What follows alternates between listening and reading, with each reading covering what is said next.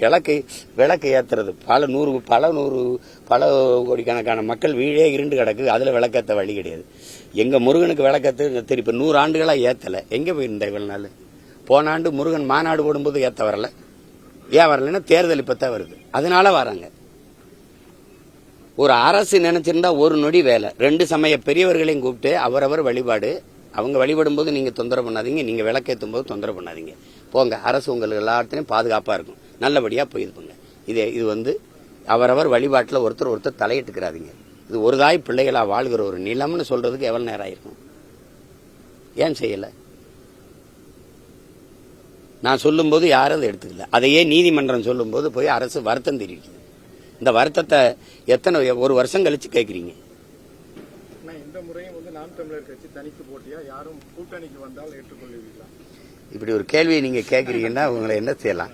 234 வேட்பாளரையும் அறிவிக்க போறேன்னு சொல்றேன், அப்புறம் தனித்து போட்டியானு கேட்டேன். எப்படி என்ன பதில் தர்றது? சரி போறேன். எங்க இருப்பா போறேன். யாரோட போலாம் சொல்லுங்க. உங்க கூட எல்லாம் போறேன்லான்னு அது இல்ல. அது ஏன் பேசி அதை எத்தனை தடவை அதே பதில சொல்றது? வேற ஸ்டாலின் தொடரட்டும் பிரச்சாரத்தை எப்படி பாக்குறீங்க?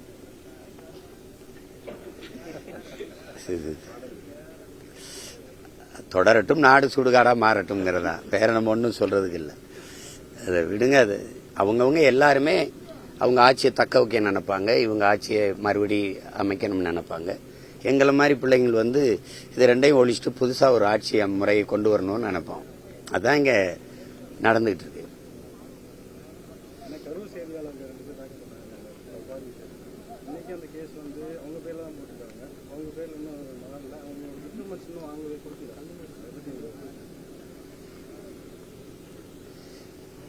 அதுதான் இங்க இருக்கிறதே கொஞ்சம் கருத்து சுதந்திரம் தான்.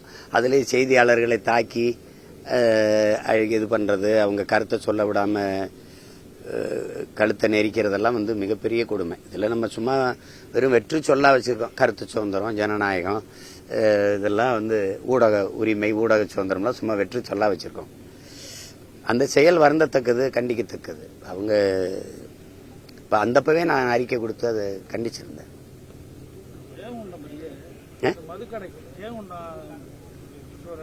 மதுக்கடையை அடைக்க சொல்லி பெண்கள் போறாங்க. அவங்க வந்து இப்ப போலீசார் வந்து மிரட்டி வழக்கு வர சொல்லி மிரட்டுறாங்க. இப்போ பொங்கலுக்கு 3000 கொடுத்தது, இப்போ 5000 கொடுத்ததெல்லாம் திருப்பி எடுக்கணும்னா அவங்க வீட்டில் கணவர்மார்களோ பிள்ளைகளோ போய் குடிச்சாதான் எடுக்க முடியும். அதை எங்க பெண்கள் தடுத்தா எப்படி அரசு அனுமதிக்கும்? ஒரு அடிப்படையில ஒரு அரசுக்கு இருக்கிற ஒரு நேர்மைன்னு இருக்குல்ல, ஒரு அறம்னு இருக்குல்ல, அதுல எதையுமே இந்த அரசுகள் கடைபிடிக்கல. உங்களுக்கு புரியுதுன்னு நினைக்கிறேன். அது பேச்சு என்ன இருக்கு? பள்ளி கல்லூரி வளாகத்துல தான் அதிகமா போதைப் பொருட்கள் விற்குது. பள்ளிக்கூடத்து பிள்ளைகளுக்கு கஞ்சா, சாக்லேட். அதுல ஒரு ஆசிரியர் சொல்றாங்க, மஞ்சள் வண்ணத்துல சாப்பிட்டா அந்த இது வருது அப்படின்னு பேசுறாங்க. அப்படி நமக்கு ஒரு பதட்டமா இருக்கு. பிள்ளைகளை எப்படி பள்ளிக்கூடத்து அனுப்புறது? என் தம்பி தங்கை எல்லாம் ஆசிரியர்களா இருக்கிறாங்க. அவங்க எல்லா பிள்ளைகளுமே இதை பயன்படுத்துறாங்கன்னா பிள்ளைகள்லாம் மயக்கத்திலே உட்கார்ந்துருக்காங்க. என்னன்னு பார்த்தா நீங்க பாப்பீங்க காணொலியில சின்ன பிள்ளைகள்லாம் கஞ்சாவை பயன்படுத்திட்டு குழுவா கூடி நம்ம பிள்ளைகள், பச்சை பிள்ளைகள், சின்ன பிள்ளைகள் வந்து குடிக்கிறது, மதுவெல்லாம். இது ரொம்ப மோசமான ஒரு சமூகத்தை நம்ம உருவாக்கிட்டோம்ங்கிறது நமக்கு நடுக்கமா இருக்கு. இப்ப அந்த இடத்துல இத பேசி பயன் இல்லை. முற்று முழுதா தகர்த்துட்டு வேற ஒரு சமூகத்தை படைக்கணும். அதை தான் பகத்சிங் புரட்சிங்கிறான். அந்த மாதிரி ஒரு சமூகத்தை படைக்கணும்டா, அதான்டா புரட்சின்னு சொல்றான்.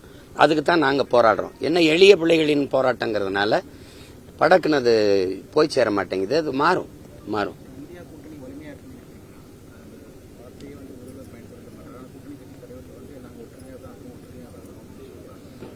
அதாவது இப்ப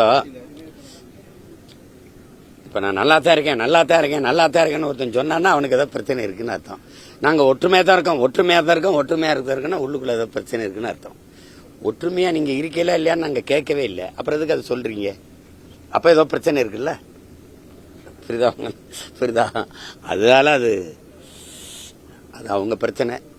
அது வலிமையா இருந்து என்ன பண்ணுது? வலிமையா இருந்து என்ன ஆக போகுது சொல்லுங்க?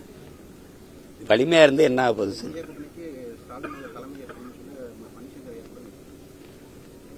ஒருங்கிணைப்பாளராக அந்த கட்சியில ஒரு மூத்த தலைவரா அவர் சொல்லியிருப்பாரு. அது ஏன்னா இருக்கிற அவங்க கூட்டணியில இருக்கிறதுலே வலுவா இருக்கிறது அவர் தான். 40 நாடாளுமன்ற உறுப்பினர் வச்சிருக்காரு. அவங்களுக்கே 10 உறுப்பினரை கொடுத்துருக்கிறார். வேற எந்த மாநிலத்திலயும் அவங்களுக்கு அவ்வளவு வலு இல்லை. இப்ப அதனால இப்ப அவர் வெளியேறிட்டாருன்னு வச்சுக்கிறோங்க, சுத்தமா அந்த இந்தியாங்கிறது எழுத்துல தான் இருக்கும். புரியுதா உங்களுக்கு? அது யாரும் வலுவான தலைவர்கள் அந்த அணியில இருக்க மாட்டாங்க. அதனால ஏற்கனவே அம்மா மம்தா தனியா வெளியே போயிட்டாங்க. இது உங்களுக்கு தெரியும். கம்யூனிஸ்ட் அதுல இருந்தாலும் கூட தனித்தனியா தேர்தலை எதிர்த்து சந்திக்கிறாங்க. கெஜ்ரிவால் கூட அந்த அணியில இருந்தாலும் இந்தியா கூட்டணியில அவர் தனியா தான் அதை எதிர்த்து தான் காங்கிரஸ் போட்டிட்டது, உங்களுக்கு தெரியும்.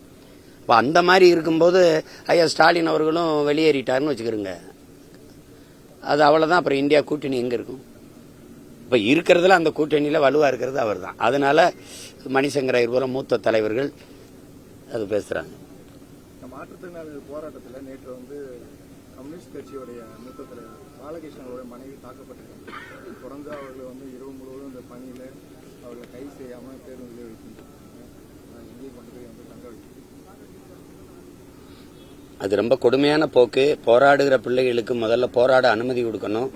அதுதான் சரியான ஜனநாயகம். தங்களுடைய கோரிக்கையை கருத்துக்களை வச்சு என்ன தேவை அதை முன்னிறுத்தி போராட அனுமதி கொடுக்கணும்.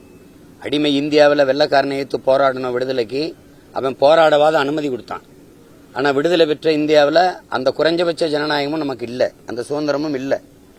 அதுல இப்ப பாருங்க, ஒரு கம்யூனிஸ்ட் இயக்கத்தினுடைய தலைவர் அவர் மனைவிக்கே இந்த நிலைமைனா சாதாரண மக்களுக்கு என்ன நிலைமை?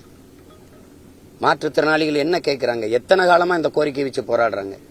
நள்ளிரவு தூக்கி கொண்டு எங்கேயாவது ஒரு இடத்துல அடர்ந்த இருளுக்குள்ள காட்டுக்குள்ள விட்டு வந்துட்டீங்க. போன முறையெல்லாம் பல தடவை நடந்திருக்குது. இப்போ அவங்க என்ன கோரிக்கை வைக்கிறாங்க, அந்த கோரிக்கையை கேட்டு அதை ஏற்று இது நிறைவேற்றும், இப்ப நிறைவேற்ற இவ்வளவு காலம் தேவைப்படுது, கொஞ்சம் கொடுங்க, அப்படி பேசுறதுதான் நல்ல ஆட்சி முறைக்கு, அது அணுகுமுறைக்கு சரி. யாரு போராட வந்தாலும் இங்க இடம் இல்ல, போராடுறவங்களும் கைது பண்ணி தூக்கி உள்ள போடுறது, துப்புரவு பணியாளராக இருந்தாலும் சரி, மகளிர் சுய உதவி குழுக்கள் இருந்தாலும் சரி, ஆசிரியர் பெருமக்களா இருந்தாலும், யாரா இருந்தாலும் அப்படி பண்றதுங்கிறது அது அராஜகம், அது சர்வாதிகாரம்னு கூட நான் சொல்ல மாட்டேன். அது கொடுங்கோன்மை, மிக கொடுமையான ஆட்சி முறைன்னு தான் நான் சொல்லுவேன்.